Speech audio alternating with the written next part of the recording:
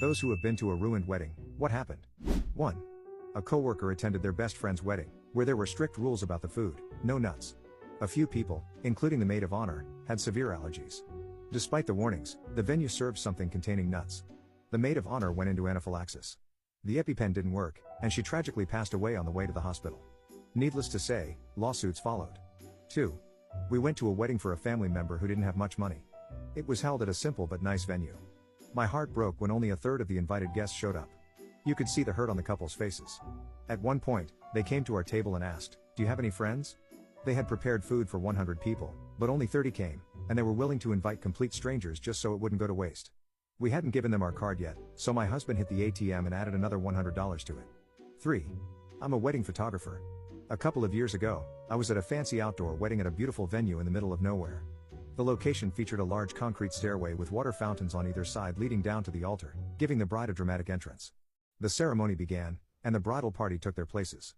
Then the bride appeared with her father. She made it 3 or 4 steps down the stairs before her shoe twisted, and she tumbled down over 12 feet, knocking out most of her front teeth. The venue was so isolated that it took over 40 minutes for an ambulance to arrive, and she was in severe pain. Weeks later, I got an email about the rescheduled date. This time, there were no stairs in sight. 4. The wedding took place at a state park known for its massive gorge and waterfall. At some point, someone suggested taking photos overlooking the gorge, and everyone agreed.